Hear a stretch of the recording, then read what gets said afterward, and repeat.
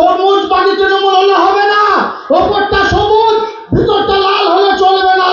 আমি দেখেছি 21-এর নির্বাচন, আমি দেখেছি 23-এর নির্বাচন, আমি দেখেছি 24-এর নির্বাচন।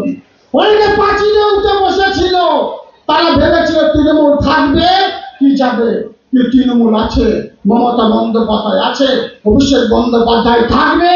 বীরভূম জেলা তথা বাংলার বুকে অন্য কোনো দল আসবে না। বামফ্রন্ট বাংলার বুকে 35 বছর শাসনের নামে শোষণ করেছে, কাটাকাটি গুণগুলি রাহাজানি করেছে, বাংলার মানুষ তাদেরকে উৎখাত করে দিয়েছে। আবার বিজেপিও চাইছে বাংলার বুকে হিন্দু মুসলমানের মধ্যে দ্বন্দ্ব লাগিয়ে, অর্থের প্রলোভন দিয়ে মানুষকে ভুল বুঝিয়ে ভুল পথে পরিণত করতে চাইছে। আপনারা সকলে সজাগ থাকুন, সতর্ক থাকুন। যারা পাঁচিলে চেপেছিল তাদের দিকে লক্ষ্য রাখুন।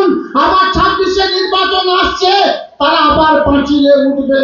তাদেরকে 26-এর নির্বাচনের পরে ওই পাঁচিলে রাখবো, নামতে দেবো না।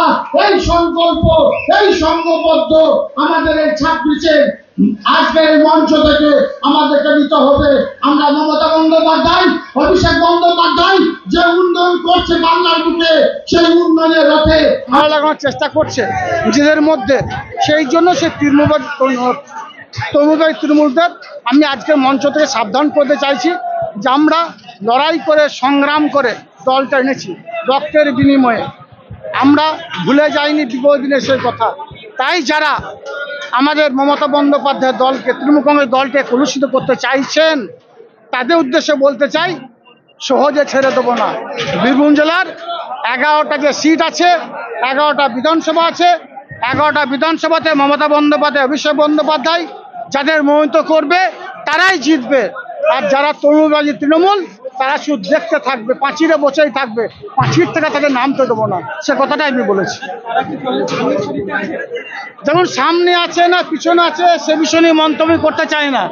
সামনে থাকলেও পিছনে যাবে। আপনারা দেখেছেন নেতাজি ইন্ডোর স্টেডিয়াম থেকে আমাদের যুবরাজ অভিষেক বন্দ্যোপাধ্যায় বলে দিয়েছেন আমরা চিহ্নিত করছি যারা তৃণমূলের থেকে গাদ্দারি বিগত দিনে করেছিল, তাদেরকে তিনি চিহ্নিত করেছেন, দল থেকে বহিষ্কার করেছেন।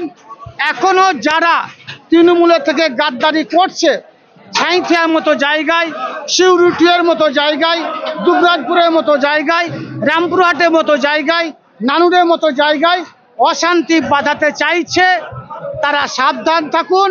তাদেরকে আমরা চিহ্নিত করছি বা করে ফেলেছি, বা রাজ্য স্তরের নেতৃত্ব তাদের দিকে সজাগ দৃষ্টিতে লক্ষ্য রেখেছে।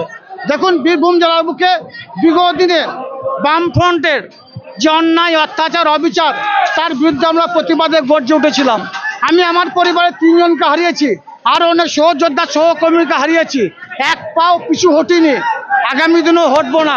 আমার শরীরে এক রক্তবিন্দু অবশিষ্ট থাকা পর্যন্ত মমতা বন্দ্যোপাধ্যায়, অভিষেক বন্দ্যোপাধ্যায় জিন্দাবাদ বলেছিলাম, বলছি, আগামী দিনেও বলবো।